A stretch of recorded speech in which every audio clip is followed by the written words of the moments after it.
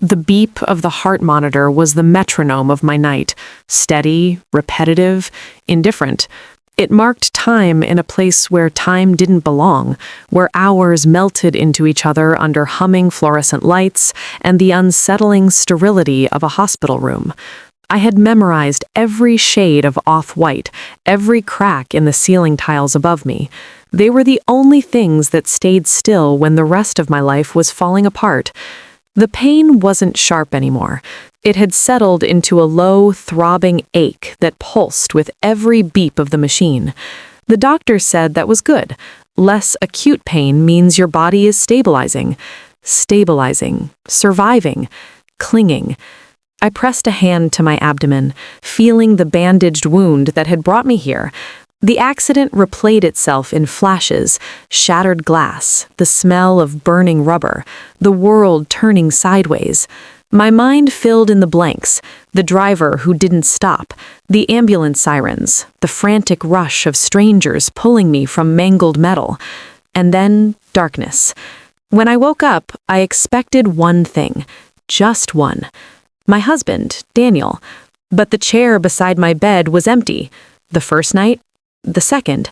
My phone buzzed only once. At a friend's birthday. Can't get away. You okay? A heart emoji at the end, as if that made up for the hollow space where he should have been. He promised he'd come today. I stared at the clock, willing its hands to move faster, then slower. Anything that ended with him walking through the door. The nurse, Karen, adjusted my IV with practiced care. Any family visiting tonight? She asked gently.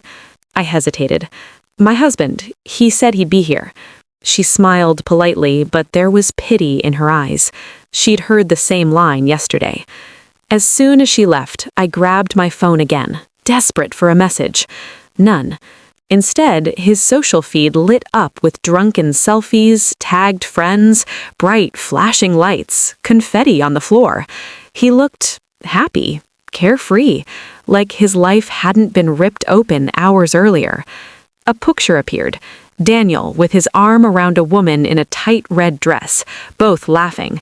The caption, "Best night ever." My vision blurred, not from medication, but from betrayal carving into a heart already tender with fear. Maybe he didn't understand how bad it was. Maybe he thought I was just bruised. Maybe. But I remembered the doctor calling him. Internal bleeding. We may need surgery. Please come. And he still chose tequila and loud music over me. Painkillers dulled my body. Nothing dulled the ache inside my chest. I tried to focus on breathing. They told me deep breaths help the lungs heal. So I inhaled. 1, 2, 3. Then exhaled. 1, 2, 2. Suddenly, something twisted inside. A stabbing, urgent hurt. Machines shrieked angrily. Nurses rushed in. The room flipped into emergency mode. "Stay with us, Emily." Hands pressed down on me. Oxygen mask lowered onto my face. A swirl of green scrubs, panicked voices. Fear crawled up my throat like fire. I was falling again, into darkness, into silence. The world returned slowly, like a sunrise no one asked for. My throat was dry. My lips cracked. The machines were calm again, steady, almost mocking. Karen reappeared. "You gave us a scare. We had to stop a bleed." "Was it bad?" My voice sounded like sandpaper scraping emotion. "You're tough. You'll be okay." She squeezed my shoulder. "But you really should have someone here." I nodded, but the truth was heavier than the blankets covering me. I did have someone. I just wasn't important enough. Hours passed. Night deepened. Hospitals at night have a different soul. Quieter, but not peaceful. Grief lives here. Restlessness. Regret. My phone finally buzzed at 1:14 a.m. A text from Daniel. "Sorry, lost track of time. How are you?" How am I? I almost died yesterday while he danced under disco lights. How do you fit that into a text bubble? I typed slowly. I needed emergency care tonight. Bleeding. 3 dots appeared. disappeared, reappeared. Finally, "Oh, damn. Are you okay? Are you okay?" Not, "I'm coming." Not, "I'm so sorry." Not, "I love you." I stared at that question until the screen dimmed. It was the first moment I knew something inside our marriage had already died. Tonight just brought it to the surface. Outside my door, wheels squeaked against the hallway floor. Distant voices murmured. Someone's monitor beeped frantically, then settled. Life and death arguing as usual. I closed my eyes, but sleep didn't come. Memories did.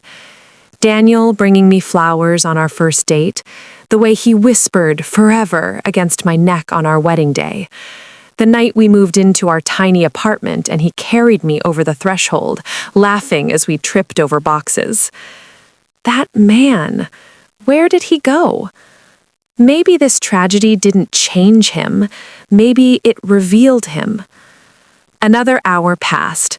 I drifted in and out of shallow dreams. Pain would pull me up and loneliness would keep me awake. At 4:37 a.m., my door creaked open. My heartbeat leapt, hoping foolishly that he'd finally come. But it was only Karen. "You're still awake?" she whispered.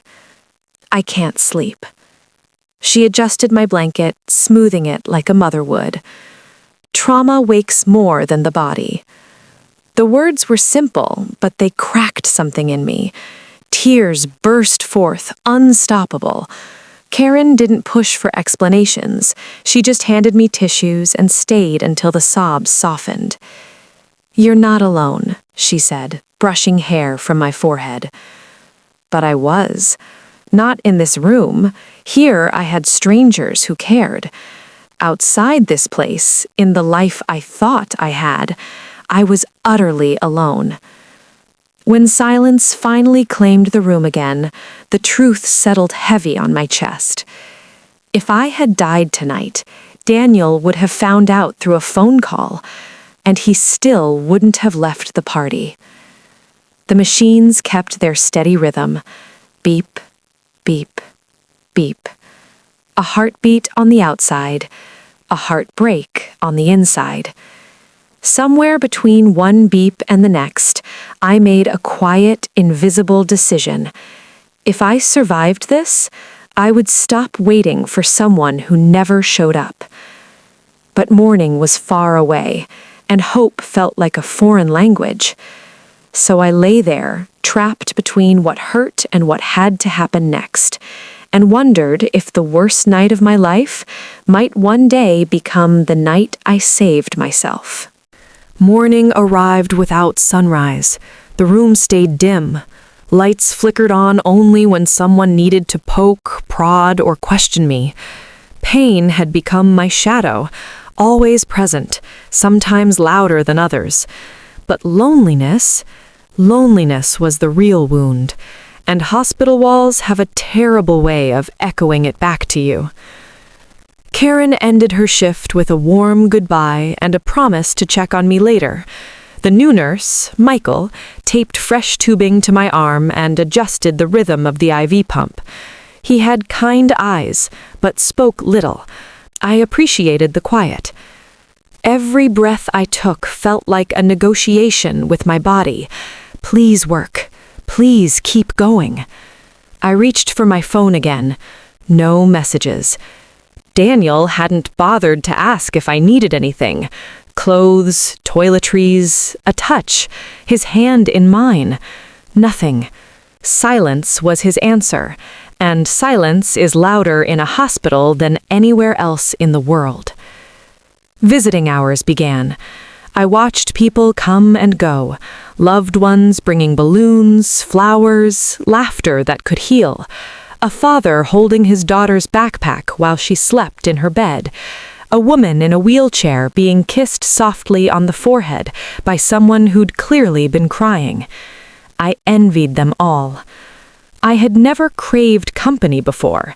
I was independent, proud of it even. I didn't fall apart when things got hard. But this wasn't hard. This was terrifying. A doctor rounded the corner, flipping through my chart. "Good morning, Emily," he greeted. "You're improving, but we need to monitor your vitals closely today. The internal tear looks smaller. That's good news." I nodded. Good news. I should have felt relief. Instead, I felt the hollow space inside me widen. Surviving shouldn't feel this empty. As he walked away, I stared again at the clock. Each tick felt like a push forward into a reality I didn't want. Daniel finally texted around noon. "Sorry, long night. Head is killing me." A hangover. The only pain he acknowledged was his own. I typed back slow. "I could have died yesterday." The typing dots appeared, disappeared, appeared again. "Don't be dramatic. You said you're stable." I stared at the screen, heat rising into my cheeks. Stable? I had been begging my own lungs to keep working hours earlier. My fingers trembled over the keyboard, but I deleted everything I wanted to say. Confrontation would only end with excuses. He was always the victim in his own story. So I wrote, "I need you here." Read. No reply. Minutes passed. 10, 20, 30. That was the moment reality shifted from painful to undeniable. Needing him did not mean he would come. Lunch arrived. I forced down 2 bites of tasteless mashed potatoes. The rest sat untouched like a reminder of everything I couldn't swallow. Michael approached. "Would you like me to call someone for you?" The honest answer sat heavy on my tongue. "I don't have anyone else." "My husband will come," I lied, voice fragile. He nodded without questioning, but I already saw what he had seen. The hours of waiting, the untouched guest chair, the way I curled away from hope as though it could bruise me further. A soft knock interrupted my thoughts. "Emily?" It was Claire, my best friend since college. Her eyes immediately welled up as she rushed to my side. "Oh my God, why didn't you tell me it was this bad?" Because I'd spent all night trying to believe it wasn't. She held my hand like she never intended to let go. The warmth of human touch nearly broke me. I felt so seen that it hurt. She tucked hair behind my ear. "Where's Daniel?" "He's..." The words lodged in my throat.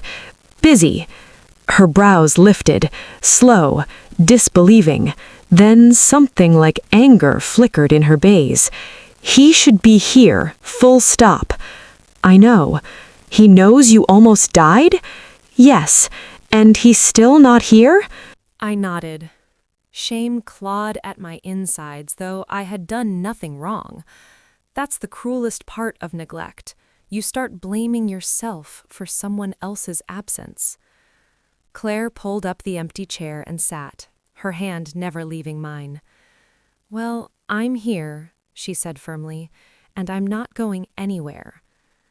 I tried to smile, but tears spilled instead.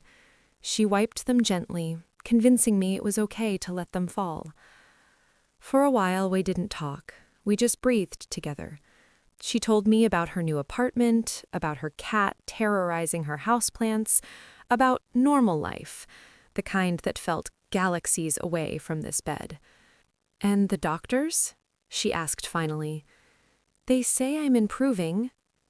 "And how are you?" The question sliced through me. How am I? Broken, scared, abandoned, angry. Alive, but only technically. "I don't know," I whispered. Claire leaned closer.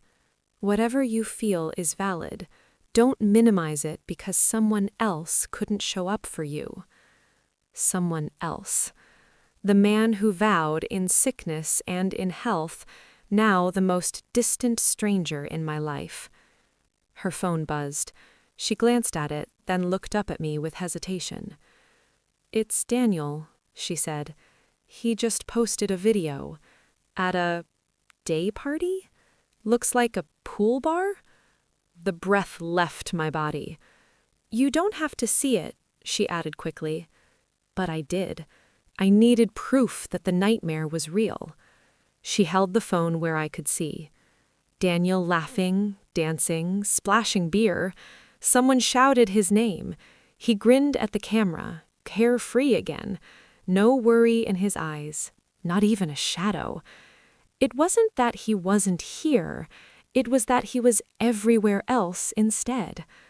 Her phone locked, fury simmering. You deserve so much better than this. I didn't argue.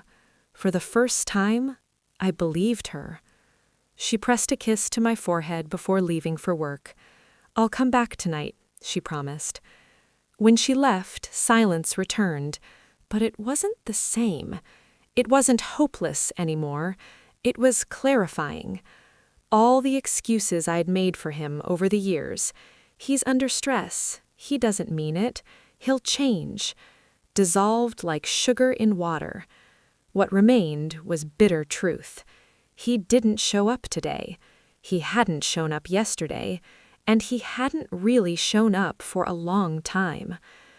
I looked at the empty chair again, but this time I saw it for what it was. Not a symbol of waiting, but a reminder of what wasn't coming. I rested my head back, eyes closed, breathing carefully through the pain in my ribs. If a marriage is a promise, then mine was broken long before I ever ended up in this bed. In the quiet, a new belief settled inside me, fragile but growing. I may be alone right now, but the next time I walk out of this hospital, I will never walk back into the life where I begged to be chosen. Not again, not ever. Hospitals look less frightening in daylight. Sunlight sneaks through blinds, softens edges, turns harsh metal into something gentler. You'd think it would make things easier. It doesn't. Painkillers dulled the sharpness, but left my mind clear enough to feel everything that wasn't physical. The IV pole beside me clicked softly with each drip, a reminder that machines were doing what my body once did without effort. I tried to sit up. A low groan escaped before I could silence it. Every movement tugged at stitches, the memory of trauma woven into my flesh. Karen had returned for her shift, smiling like relief itself. You look better today. Better was relative. Better meant breathing without machines fighting for me. Better meant I could feel the bruises instead of drifting through morphine clouds. She cleaned around the IV site, her voice soft. Any visitors today? I swallowed. My friend came yesterday. That's good, she said, pausing, gauging my eyes. And your husband? The question carved into me like a scalpel. I stared down at my hands, pale against the white sheet. He's busy. Karen didn't react, just nodded and continued her work. But I knew she understood exactly what that meant. Hours blurred again. Nurses came and went. Machines hummed. My phone stayed silent. In the hallway, a family laughed together, a loud burst of joy that bounced off sterile walls. I closed my eyes to block it out. Happiness felt like an intrusion. I remembered mornings with Daniel, the comfortable routine we had once built together. Coffee brewing, him wrapping his arms around my waist from behind, the sound of his heartbeat against my back, a quiet intimacy that felt like home. Was it really ours, or had I been the only one who felt safe in it? My phone vibrated suddenly, startling me. Daniel's name appeared. Hey, should be free this evening. Gonna grab drinks with the guys, but I might swing by after. Might. After drinks. I typed back, I need you here before then. His response took minutes. Hospitals freak me out, you know that. I stared at that message until something inside me hardened. He didn't hold my hand during fevers. He didn't comfort me during anxiety attacks. He couldn't even sit in a chair and exist next to me after I almost died because hospitals freaked him out.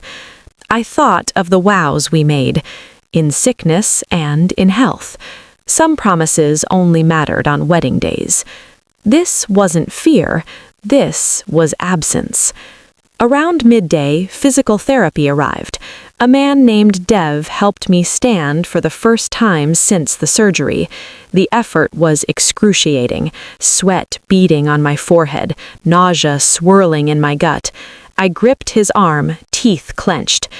"You're doing great," he said steadily. "Short steps, breathe through the pain." I wanted Daniel's arm, Daniel's voice, his support, but even imagining him here felt like fantasy. My knees trembled. Dev held me firm. "You're stronger than you think." I didn't feel strong. I felt abandoned. When he helped me back to bed, I thanked him quietly. He left a chart at the foot of my bed, my progress summarized in numbers and notes, proof that recovery was measurable. But heartbreak wasn't. Claire returned in the late afternoon, a bright smile masking worry. "You look more alive today," she said, placing a bag at the bedside table.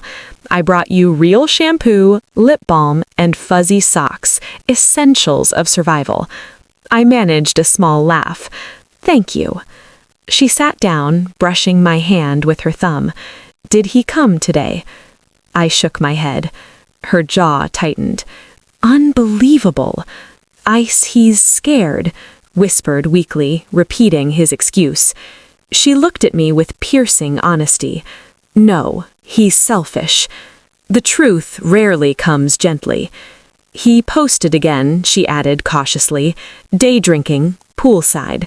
Looks like a celebration of himself." Something inside me cracked, but no tears came. Grief had already emptied me. Claire's voice softened. "You don't have to defend him. Not to me, not to anyone." I didn't answer. Silence sometimes speaks louder. She stayed until evening, helping me wash my face, brushing knots from my hair. Love exists in the smallest gestures, and sometimes the person loving you isn't the one who promised. When she left, the room grew quiet again, night creeping in. Daniel hadn't texted, hadn't called, hadn't cared enough to ask a nurse about my condition. The hours between sunlight and nightfall stretched painfully long. Karen returned with evening meds. "Any updates?" she asked gently. "No," I breathed. She hesitated. "You deserve someone who sits in that chair." I looked at the empty seat. I'm starting to believe that. She adjusted the blanket around my feet, a small kindness that meant more than any apology from Daniel ever could. Later, I forced myself to walk again, slow, agonizing steps to the window. Outside, the city lights twinkled, alive with stories that weren't mine. Somewhere among them, my husband was choosing celebration over responsibility. That knowledge hurt deeper than the stitches holding me together. I pressed my forehead against the cold glass. "He doesn't love you like you love him," a quiet voice inside whispered. Not cruel, just honest. Love isn't real if it disappears the moment you need it most. The clock read 11:12 p.m. when the door finally opened. Daniel. He looked sun-kissed from the pool, not pale from worry. His hair slicked back carelessly, a grin half-formed before he remembered he was entering a hospital. "Hey, babe," he said, too lightly. I stared at him, not with anger, with clarity. "You look good," he added awkwardly, stepping closer. "Feeling better?" Better. The word stung. "I almost died yesterday," I whispered, "and you were drinking." He rolled his eyes, actually rolled his eyes. "Don't start. I'm here now, aren't I?" Arrived like a reluctant obligation. He sat down in the once empty chair, but it didn't feel filled. His presence didn't mend anything. It only highlighted what had been missing. He reached for my hand. I pulled it away. Confusion flickered across his face, then irritation. "Em, come on, I've had a long couple days." A long couple days, while I was fighting to stay alive. I watched him scroll on his phone, not even looking up. The real wound wasn't in my body. It was sitting right in front of me. As he drifted in and out of half-interest, I realized a simple and devastating thing. Sometimes the person breaking your heart is the same one you once prayed would protect it. Daniel stayed 21 minutes. When he left, he kissed the air near my forehead, not me, and said, "I'll try to swing by tomorrow." I turned my head away. I didn't want him to come back tomorrow. Not like this. Not like someone doing me a favor. When the door shut, I let out a breath I hadn't realized I was holding, a release of hope, of expectation, and in that moment, something changed. Not anger, not revenge, resolute. The kind that grows in the quiet when love has stopped trying. Daniel didn't come back the next morning. Part of me expected that. The rest of me pretended not to care. Nurses checked on me frequently, their friendliness a soft cushion around the harder parts of being alive. But even kindness has its limits when the person you want it from refuses to give it. Karen appeared with the breakfast tray, oatmeal and a fruit cup, and a relieved smile. "You're healing well, Emily. Your latest scan looks clean. If this continues, you might be able to go home in a couple of days." Home. I should have been happy to hear that word. Instead, fear tightened around my heart. Home meant going back to the person who left me alone in this bed. Home meant pretending nothing had changed, but everything had. "Is that good news?" she asked gently. "It is," I said, forcing a nod. "It's great news." She saw through me, she always did, but she didn't push. "Let me know if you need anything at all." When she left, I stared at the untouched oatmeal. My appetite hadn't returned. My will to swallow felt like it had been surgically removed. Hours stretched into silence. Day visitors came and went again, arms full of flowers, balloons, laughter, love. Watching them made my chest ache more than any wound inside my body. In the afternoon, I attempted to read, but the words blurred. I set the book aside and let memory fill the space instead.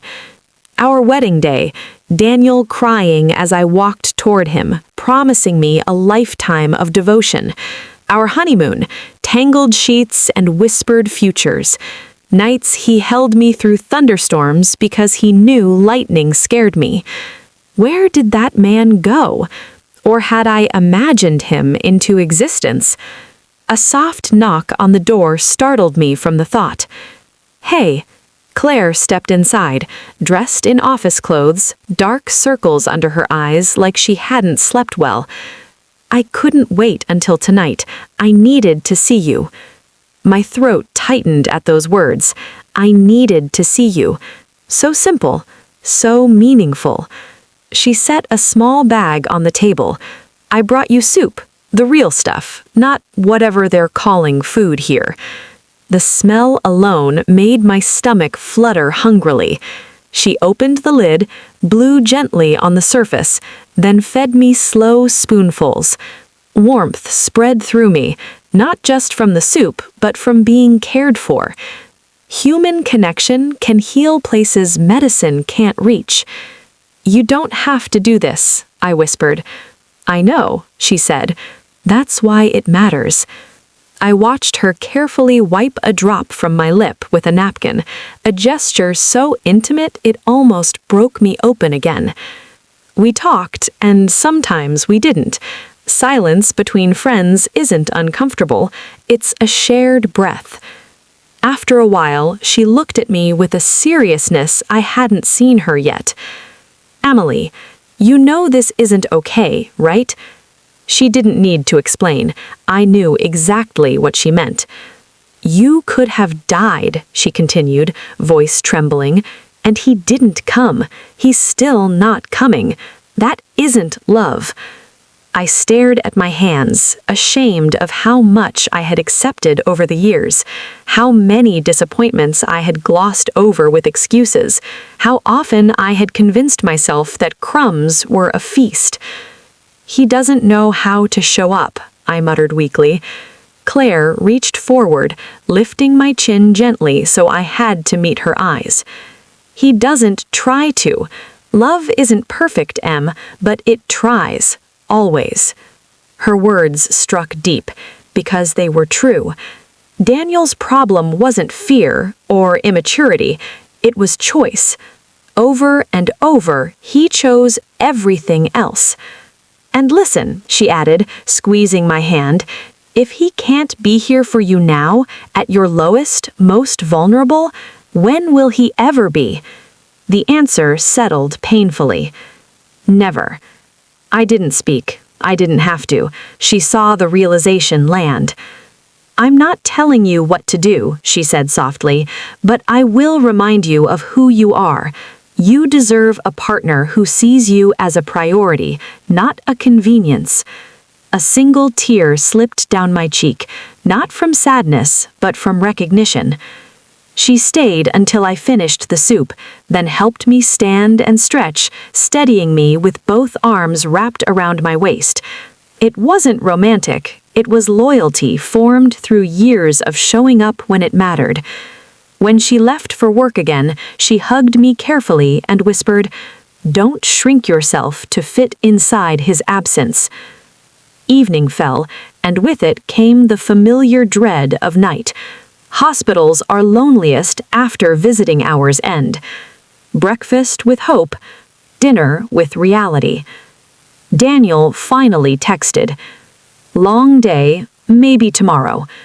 Can you get an Uber home when they release you? Parking is a nightmare there." I stared at the word Uber.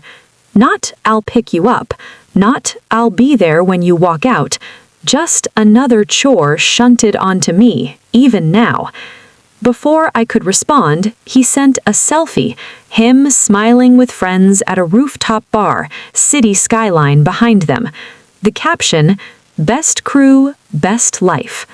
Those 4 words hit harder than any impact from the crash. Best life, without me in it. I locked my phone. I didn't cry. I didn't have tears left for him. The night nurse, Michael, brought my medication and dimmed the lights. "Do you want me to call anyone for you?" he asked again. This time, I shook my head. "No, I'm okay." And for the first time, the lie didn't feel like denial. It felt like a step. He nodded and pulled the blanket up gently. "Rest. Healing takes time." I watched the shadows shift on the ceiling, strange comfort in the familiar monotony. The machine continued its steady beat beside me, life persisting. I breathed deeply, and with each inhale, a thought surfaced stronger than the last. Love should not have to be begged for. I didn't know how I would rebuild after this. I didn't know what leaving would look like. But I finally knew one thing. If someone cannot be trusted with your worst days, they don't deserve your best ones. I closed my eyes, letting the quiet settle, and for the first time since the accident, I felt the faintest flicker of peace. Because tomorrow, healing wouldn't just be physical, it would be a decision. The next morning, the world looked different. Not brighter, not better, just clearer. I woke to a dull soreness in my ribs, a reminder that pain was still present, but survivable. I shifted carefully, adjusting pillows, noticing how the beige hospital walls no longer felt like a prison. They felt like the place where denial had finally died. Karen came in with a gentle smile. Good morning, Emily. Think you're up for a short walk later? Yes, I said, surprising myself with the certainty in my voice. She raised her eyebrows approvingly. That's the spirit. She checked my vitals, her hands steady and warm. A doctor will be by later to talk discharge plans. We're almost there. Almost free. Almost home. Almost forced to face what awaited me outside these healing walls. Before leaving, she glanced at the empty chair and inhaled quietly. She didn't comment. She didn't need to. I ate more at breakfast than I had in days. Half the toast, some scrambled eggs. Progress. Recovery. My body was stitching itself back together. My heart was torn, but awakening. I reached for my phone. Still no message from Daniel. Not even a checking in. Not even a simple good morning. The man who once sent hourly texts about missing me now couldn't spare 2 words when my life had been dangled over an abyss. I hope everything's okay, I told myself sarcastically. Around mid-morning, the physical therapist returned. Dev helped me stand, guiding me gently as I took slow, determined laps around the hallway. "You're stronger today," he said. I nodded. I felt it. In my legs, in my chest, in the way I no longer waited for Daniel's shadow to appear behind me. Pain was still there, but so was choice. Halfway through the hallway, we passed the family lounge. A woman sat dozing in a chair beside an elderly man. Her hand clasped his, skin against skin, love that didn't flinch at hardship. I looked away, embarrassed by the ache rising in my throat. When we returned to my room, Dev said, "It's okay to lean on people when you're hurting." I thought of Daniel. Not everyone wants to be leaned on. Dev paused. He didn't press, didn't pry. Instead, he said, "Then those aren't your people." Simple words, brutal truth. Claire arrived soon after, cheeks flushed from rushing. She brought a journal with a soft blue cover and handed it to me. "To write in, about whatever you want or don't want." The gesture made my eyes sting. I traced the smooth cover with my fingers, grounding myself in its quiet significance. "You think I'm going to survive this?" I said softly. "I know you are." She stayed as the doctor came in, discussing my progress and confirming the good news. I could go home tomorrow if my blood work stayed stable. Tomorrow. A word full of weight. Claire squeezed my shoulder once the doctor left. "I'll drive you home, no questions asked." Emotions swelled in my chest, gratitude tangled with fear. "Thank you," I whispered. "Truly." She didn't make a speech or a promise. She just sat with me. That was enough. Sometimes love doesn't announce itself loudly. It simply shows up. Daniel texted at 1:42 p.m. "Busy today, can't make it, but good news about going home." No offer to help, no apology, just dismissal. I typed a single response. "Okay." The shortest message, yet it held the most meaning. Because for the first time, I wasn't waiting for him to write back. When Claire left for the evening, she gave me a firm hug and promised to return tomorrow morning. I believed her. She had earned that faith. My heart, though wounded, still recognized consistency when it saw it. Hours passed. Shift change. Lights dimmed. The familiar hum of machines filled the background again. Karen brought evening meds and lingered. "Are you nervous to go home?" "Yes," I admitted. The words slipped out like a truth long overdue. "Take it one step at a time," she said. "Healing your heart isn't less important than healing your body." She left with a squeeze to my hand, a simple kindness that soothed places I didn't know still hurt. Midnight crept in. Sleep avoided me. Thoughts did not. My mind wandered back to the crash. Glass exploding, metal curling, the desperate hope for help. And then here, the monitors, the fear, the nights I waited. Daniel should have been a source of comfort. Instead, he was the cause of my loneliness. I imagined waking up tomorrow in our apartment, Daniel acting like everything was normal, his absence reshaped into annoyance if I dared ask for more. the slow erosion of who I was continuing unchecked. But something had changed in me, something vital. The woman who came into this hospital was clinging to someone who wouldn't catch her. The woman who would leave tomorrow, she understood that survival sometimes means letting go. A noise in the hallway broke my thoughts. Hurried footsteps, soft voices. My door opened moments later. Michael stepped in carrying a warm blanket. "Thought you might want this," he said, draping it over me. "Thank you." He paused, hands in his pockets. "You've handled all of this with a lot of strength." "I haven't felt strong," I whispered. "That's how strength usually feels," he replied, turning to go. "Invisible when you're surviving, obvious when you look back." His words stayed long after he left. Maybe strength wasn't shouting or demanding. Maybe it was choosing yourself quietly, finally. Near 3 a.m., my phone buzzed. Daniel. "Hey babe, thinking of you. I'll make it up to you when you're home." Make it up, as if affection were a coupon offered after weeks of indifference. I didn't answer. Instead, I placed the phone face down and closed my eyes. Tonight, I would not break for him. Tonight, I would not crave crumbs. Tonight, I would rest.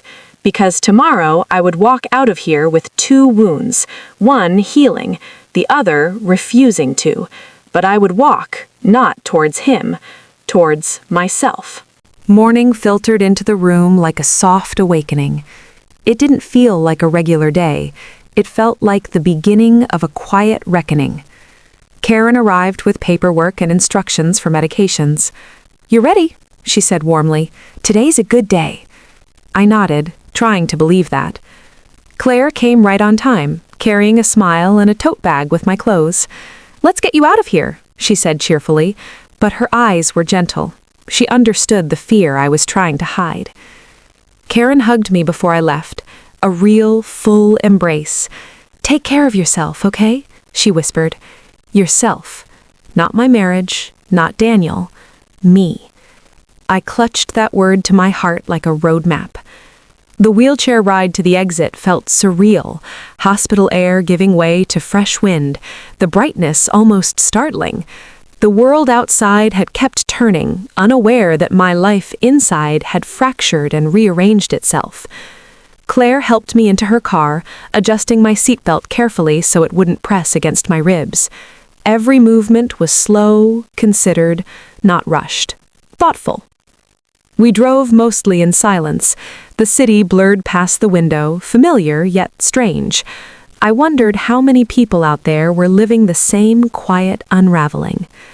Halfway to the apartment, Claire said, "Whatever you need, I'm here. A place to stay, help packing, someone to talk to, anything." My throat tightened. "Thank you. I don't know yet what I'm going to do." "You don't have to decide today," she said. "Today is just about getting home." Home. The word no longer meant safety. When the building appeared, my stomach knotted. The sight of our windows, once symbols of shared life, now loomed like a question I didn't know how to answer. Claire parked and helped me out. I clung to her arm as we walked slowly toward the entrance. Every step forward felt like a step into uncertainty. Daniel wasn't home. The apartment was spotless, unnervingly so, like he'd rushed a cleanup to erase his absence. No balloons, no flowers, no signs that he had missed me. Just silence. Karen frowned as she carried my bag inside. "He knew you were coming home today." "I guessed he must be busy," I said, the excuse sour in my mouth. She wanted to argue, I could tell, but she didn't. She just helped me to the couch and adjusted pillows so I could sit comfortably. "Can I get you anything?" she asked. I shook my head. My energy drained faster outside the hospital.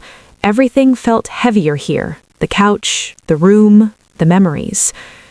Claire hesitated before leaving. "Text me. I don't care what time it is." When the door closed behind her, the emptiness expanded. I sat there listening to nothing.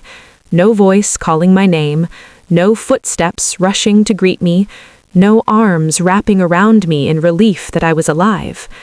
The silence spoke truths I had tried so hard not to hear. A few hours later, the front door finally opened.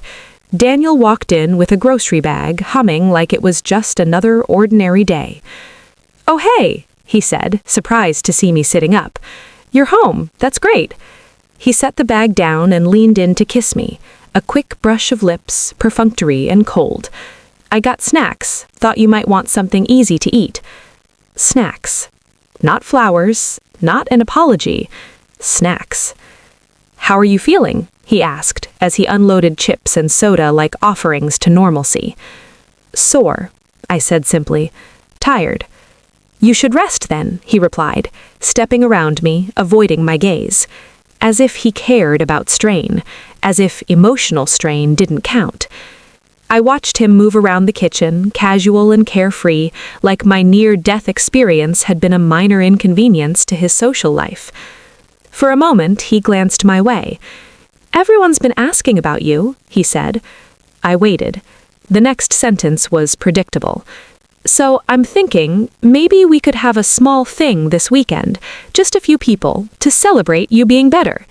He smiled like he'd suggested something kind. I stared at him. "I was inches from dying," I said. He blinked. "That's why we should celebrate." "No," I whispered, a shaking in my voice I hadn't anticipated. "You weren't there, not once." He rolled his eyes softly, not an exaggerated motion, not dramatic, the kind of eye roll reserved for annoyances. "Emily, I told you I had things going on." "Parties," I corrected. "Drinks. Friends." He shrugged. "I can't put my life on hold for everything. I knew you'd be okay. Hospitals have staff." I flinched at the dismissiveness. "You didn't know I'd be okay." He finally looked at me, really looked, and instead of regret, there was irritation. "What do you want me to say?" "The truth," I answered. He sighed, brushing a hand through his hair. "Fine, I didn't want to sit in a hospital every day. It makes me uncomfortable. I'm sorry. There, can we move on now?" Uncomfortable. My pain made him uncomfortable. My survival was a disruption to his fun. Every excuse he made felt like another push away from the person I once believed he was. I swallowed the sting in my chest. "No," I said quietly. His brow furrowed. "What do you mean, no?" "No, we can't move on. Not this time." The air changed. A shift, subtle but undeniable. Something long buried inside me stood up. He stared at me, confusion turning slowly into defensiveness. "Are you really going to keep bringing this up?" "You never even showed up," I whispered. "Not once. I was terrified and alone, and you were celebrating." Daniel's jaw clenched. "I don't need guilt trips. You survived. Isn't that enough?" I inhaled shakily. Surviving isn't the same as being supported. A silence, deep and thick, settled between us. He looked away first, grabbing a bag of chips and ripping it open. "I'm done having this conversation," he said. "You're home now. Let's just get back to normal." Normal. As if normal ever meant healthy. As he walked to the living room, crumbs already scattering, something inside me hardened. A clear line was drawn. Not with anger, not with shouting, just with truth. I didn't respond. I didn't fight.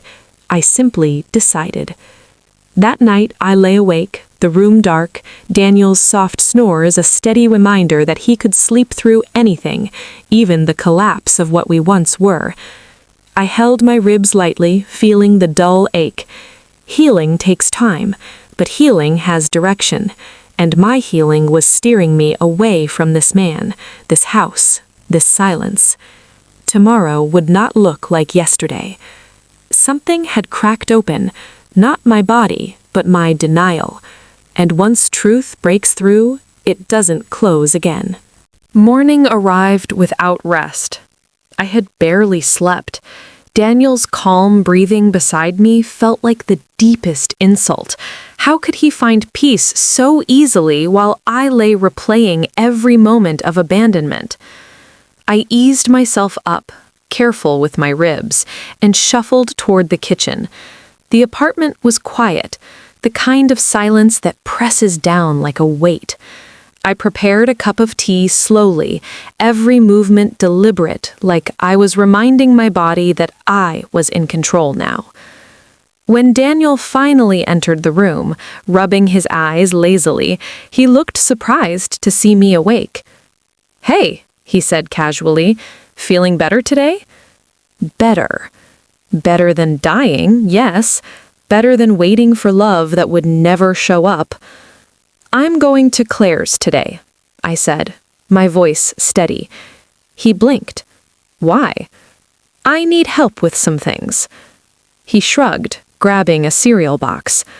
"Okay, but don't overdo it. You're not exactly in great shape." The irony stung. He noticed my physical weaknesses, but had been blind to emotional ones. I sat at the table. "Daniel, we need to talk."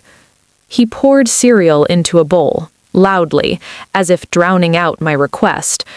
"About what?" "You know what." I forced the words through a tight throat. "About the hospital. About us." He rolled his eyes again, that dismissive flick that had become his signature response to my pain. "I already apologized," he muttered. "No," I said, "you made an excuse." He shoved the cereal bowl aside, frustration rising. "What more do you want from me, Emily? I didn't cheat on you, I didn't hurt you, I just didn't like hospitals, that's all."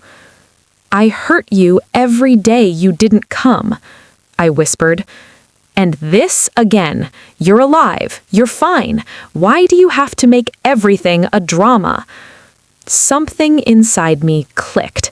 Not broken, aligned. I stood slowly, supporting myself against the counter.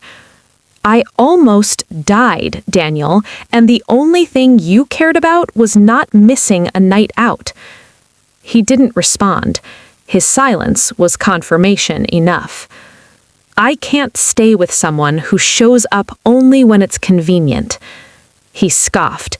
"So that's it? You're leaving because I didn't sit next to a hospital bed?" "No," I said softly. "I'm leaving because you never showed up in this marriage at all." His expression shifted. Confusion, then anger, then fear disguised as arrogance. "You're not thinking clearly. This is just because you're emotional right now." "No," I shook my head. "This is the clearest I have been in a long time." He tried stepping closer, but I stepped back. The space felt necessary, protective. "You can't just throw everything away," he said, voice tight. I met his gaze. "You already did, night by night, party by party, absence by absence." His jaw clenched, and for the first time, I saw what looked almost like panic. But where was this panic when I was lying unconscious? Where was this panic when nurses held my hand because he didn't?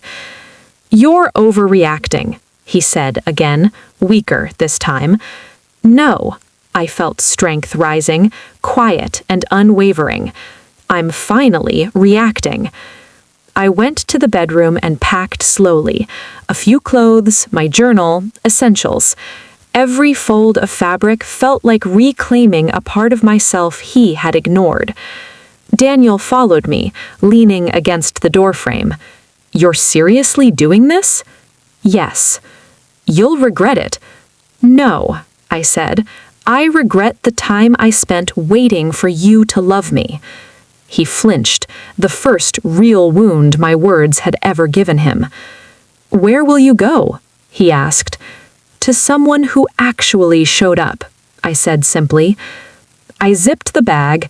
The sound felt like a period at the end of a very long sentence. At the door, he grabbed my wrist gently, not hurting, just holding. "M," he said, voice softened. The nickname once made me melt. Today it made me tired. "I love you," he claimed. I looked at him, really looked, and saw a man who loved comfort, not commitment, attention, not devotion. "No," I said softly, "you love having someone here, not me." His hand slipped away. I stepped into the hallway. He didn't chase me. Claire opened her door before I even knocked fully, pulling me into her arms carefully. "Oh, honey, I'm proud of you." I realized then that pride could exist within pain. Leaving wasn't weakness, it was strength finally speaking after being silenced. Inside her apartment, she made space for my bag, space for my body, space for my shaking breaths. I sat on her couch and exhaled, the first breath that felt like mine in months.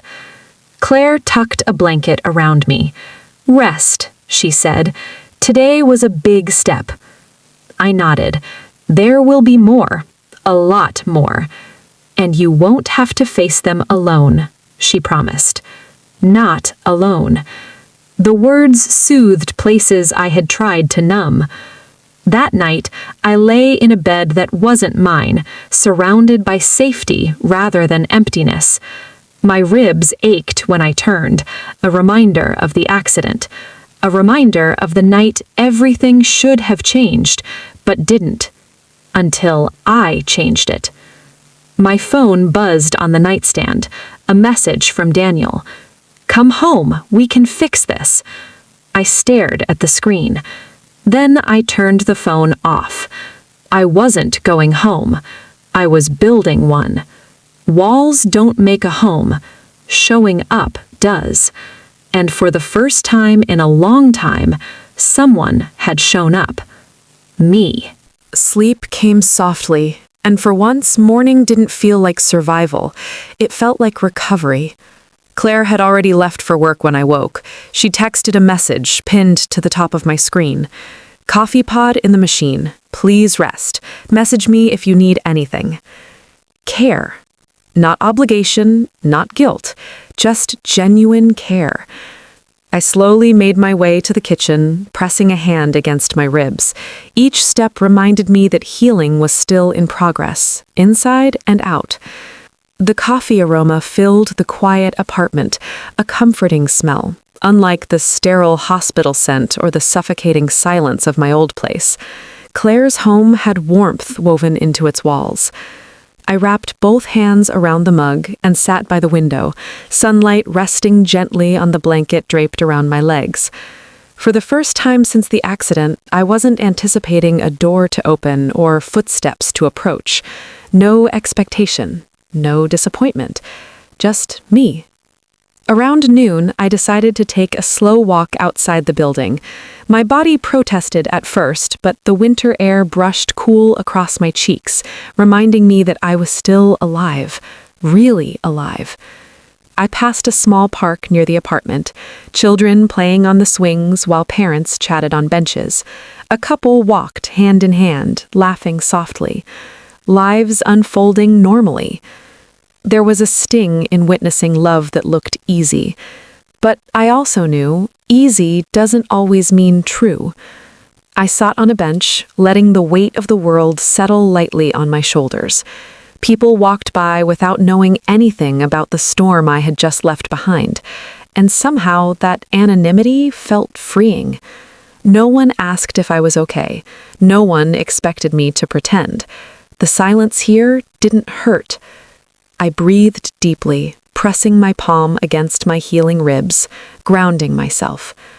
Survival isn't loud. Sometimes it looks like sitting alone on a bench and finally feeling safe. Claire came home early with groceries. She insisted on cooking dinner, soft foods that wouldn't strain me. Doctor's orders, she grinned, and friend's choice. We ate at her small dining table, the clink of silverware, simple but comforting. She didn't interrogate me about Daniel, despite the questions hovering in her eyes. Instead, she let me speak when I was ready. After dinner, she handed me a binder, thin, with pretty floral prints on the cover. "What's this?" I asked. "It's a list of therapists," she said gently. ones who specialize in trauma and emotional abuse. I already called a few. They have openings next week. The generosity of that hit me harder than any painkiller ever could. I don't know what to say, I whispered. You're not supposed to say anything. You're supposed to heal. A tear slipped down my cheek, not from heartbreak, but relief. Someone saw my pain and didn't pull away. Later that night, wrapped in Claire's soft guest bed blankets, I opened the journal she gave me in the hospital. Blank page. Blank future. I wrote, slowly, I left him. I left the pain. I chose me today. The sentence trembled on the page, the ink blotting slightly where my hand hesitated, but it was real, a truth that could not be undone. I continued writing about the accident, the hospital, the silence, the disappointment that curled around my heart every night Daniel didn't come. Words poured out, messy but honest. Every sentence felt like releasing a piece of the weight I'd been carrying.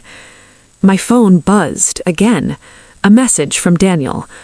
I can't believe you're still doing this. You're blowing everything out of proportion. Another followed. Come home, we'll talk tonight. And then, I love you more than anyone else ever will. That one chilled me. Love isn't possession. Love isn't convenience. Love isn't guilt. I placed the phone face down again. He didn't want me. He wanted the comfort of not being alone. He wanted his life unchanged, but my life had changed without his permission. I slept, and for the first time in weeks, dreams didn't feel like warnings. They felt like promises of a future I hadn't dared imagine. The next morning, I called one of the therapists Claire had listed. My voice shook, but the receptionist spoke softly, like she already knew how fragile hope could be. We can see you in 3 days, she said. 3 days. 3 days until I began stitching myself back together properly. After hanging up, I stared at the phone in my hand, this small device that had delivered so much hurt, and realized it could also deliver help. Progress sometimes looks like a single call. Daniel's name flashed on the screen half an hour later. He tried calling several times. I let every ring pass unanswered. He finally left a voicemail. Emily, please, let's talk. I messed up, okay? But you can't just throw us away because I wasn't perfect. I'll come by later. No, not here.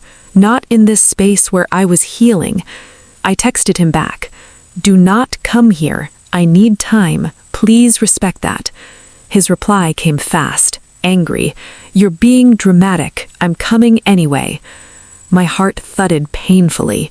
I showed Claire the message. She frowned. I'm staying home tonight. He won't step inside, I promise. A friend standing guard, not because I was weak, but because I mattered. Night fell. I sat on the couch, wrapped in a blanket, listening to the low hum of the heater and Claire's soft movements in the kitchen. Then, a knock. Not gentle, harsh, demanding. Daniel. Claire answered the door with her shoulders squared. Where is she? His voice was tight, strained. She doesn't want to see you, Claire said firmly. I just need to talk to her. She's overreacting. Leave, Daniel, she said louder. She asked for time. Respect it. There was a tense silence, a long one, a final one. Then footsteps retreated down the hall. Claire locked the door, checked it twice. She returned to me with a soft expression. You're safe, she said quietly.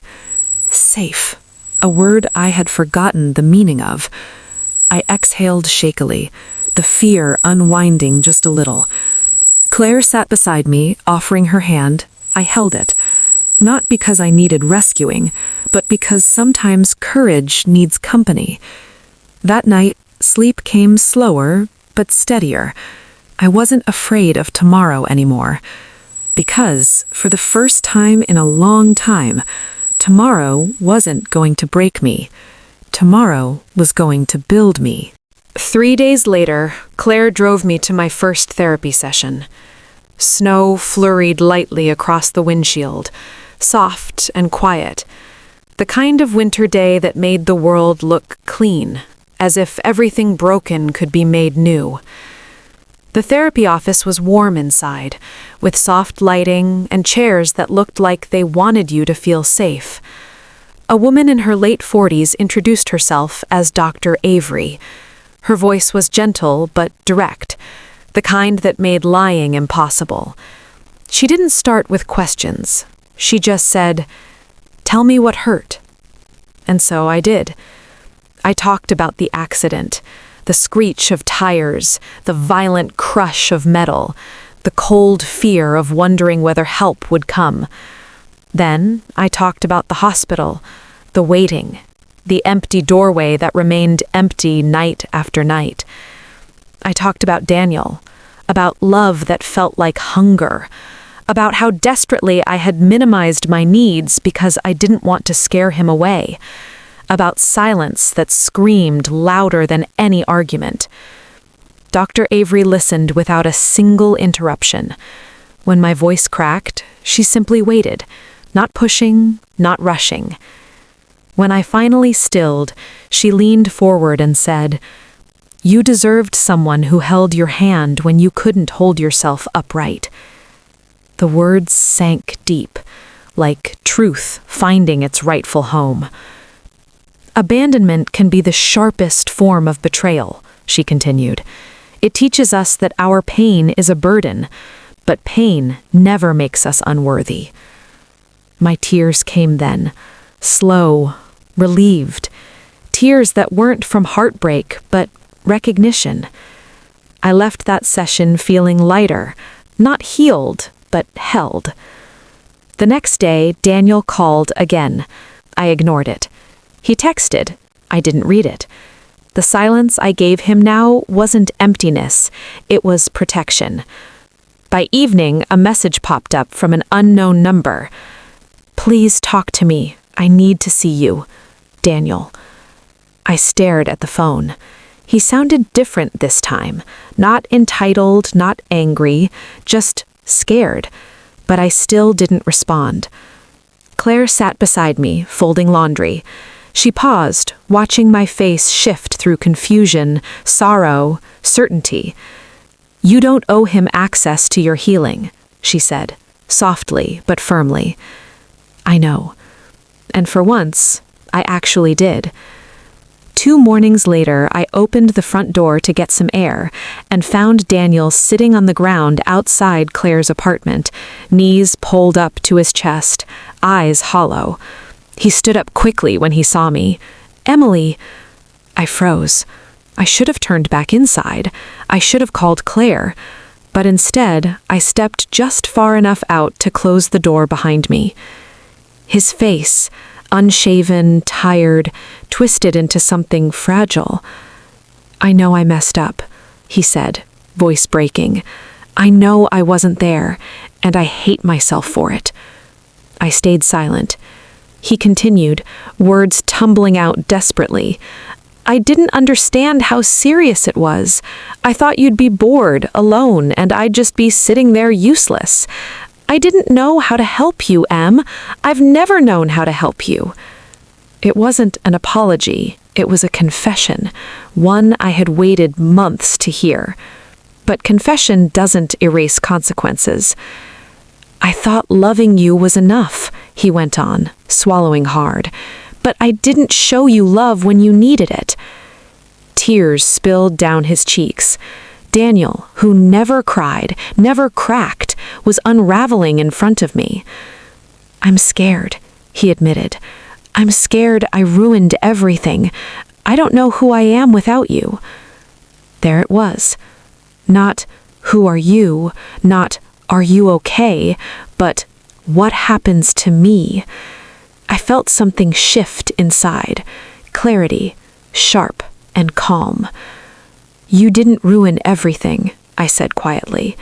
"You ruined us." His breath hitched. "Can't we fix it?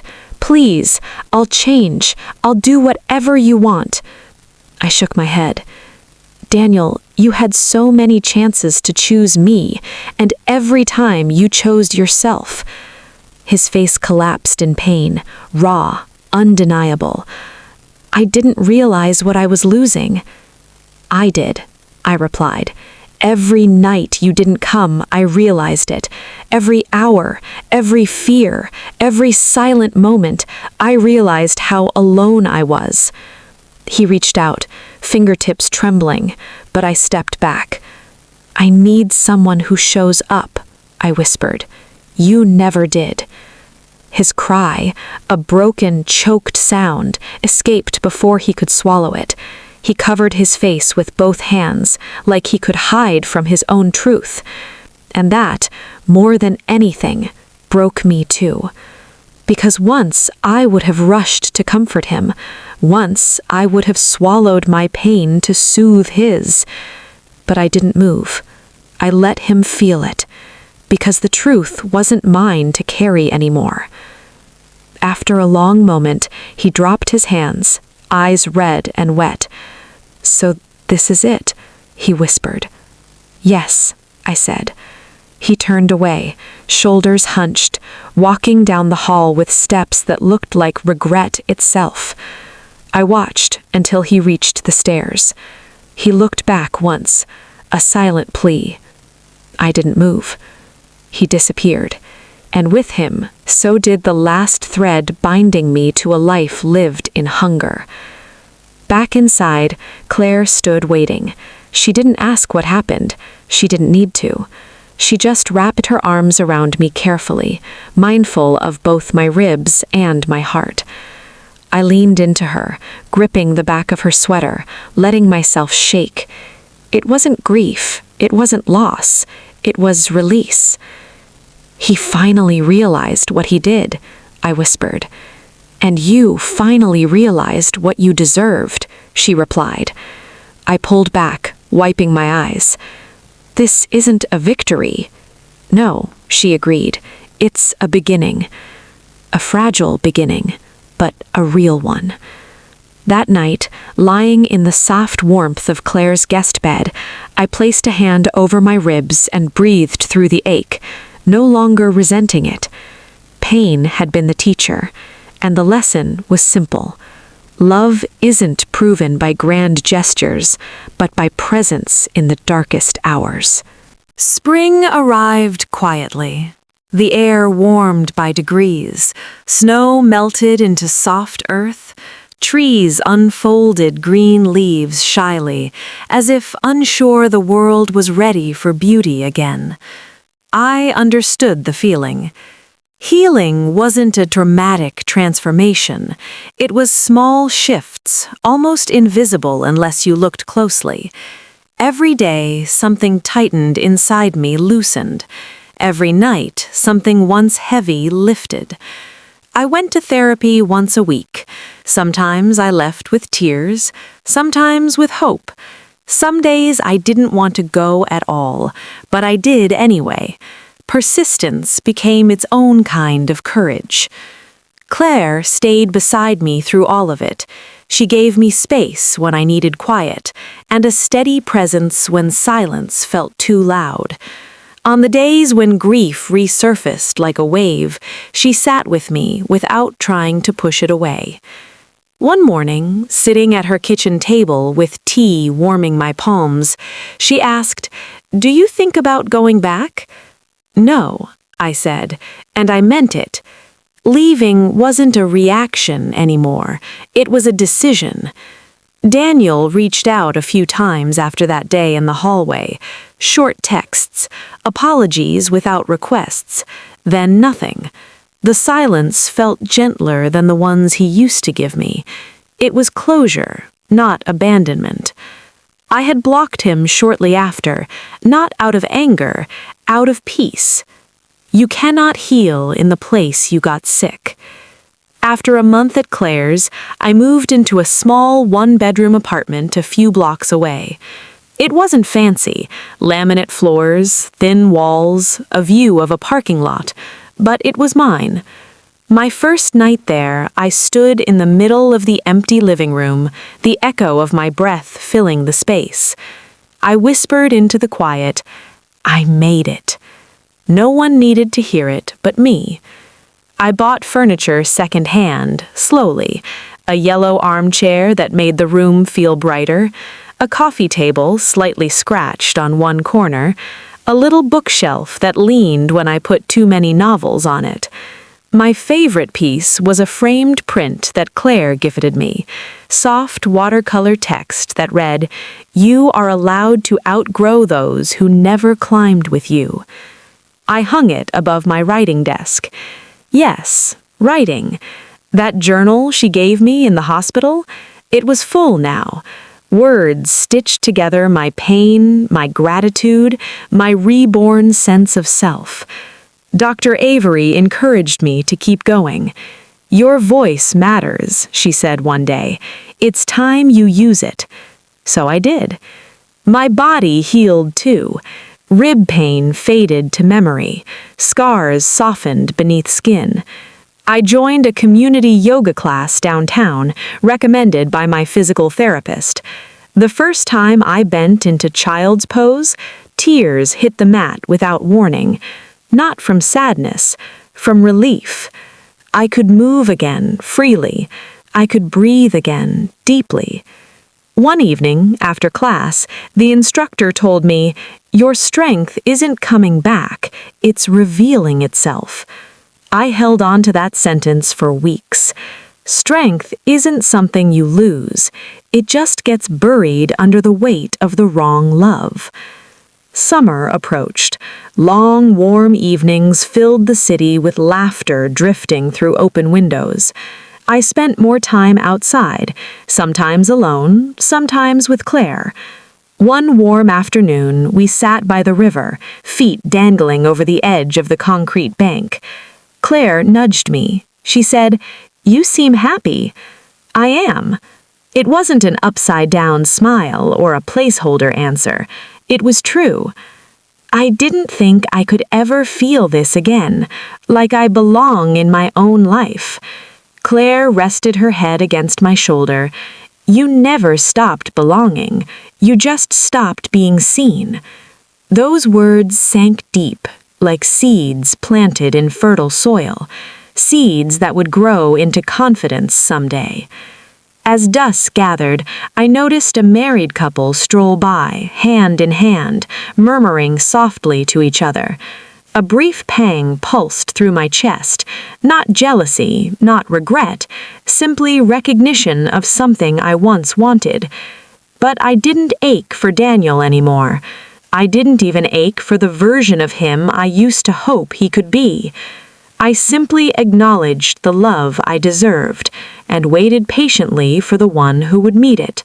Or not. Either way, I was whole. My phone buzzed as we walked back to the car, a message from an unfamiliar number. "Emily, I just wanted to say thank you. You telling me the truth helped me see what I need to fix in myself. I'm sorry I couldn't be who you needed." My breath caught. Daniel. There was no plea, no manipulation, no digging claws, just acceptance, finally. I didn't respond, not out of hurt, out of closure. Sometimes the kindest answer is silence. I deleted the message. Then I deleted the number. Not to erase him from my story, but to remind myself the story wasn't his anymore. That night, I journaled again. When I was lying in that hospital bed, I thought Daniel's absence might kill me, but it didn't. It woke me up. I learned that love is not proven when life is easy, but when it is terrifying. I learned that my worth does not shrink just because someone else fails to recognize it. I learned that leaving isn't always losing. Sometimes leaving is how you win yourself back. I closed the journal and placed my palm against its cover. Then I whispered, "Thank you for surviving." Not to anyone else, to the woman who stayed inside me through it all. Months later, I stood on my apartment balcony watching a summer storm roll in. clouds bruised with rain, lightning flickering like silver veins in the dark. And I smiled. I was no longer afraid of storms, because I had already lived through the worst one, and I walked out of it alive. Not saved by someone else, saved by myself. The wind rushed against my hair, warm and wild. I inhaled deeply, the smell of rain, of growth, of fresh starts. I whispered into the wind, "I'm here. I'm really here." Tomorrow no longer frightened me. Tomorrow belonged to me now. And the truth, the one that once shattered everything, stitched me back together stronger than before. He partied while I lay in a hospital bed, but now I rise while he's forced to face the truth. And my truth, it no longer broke me. It built me.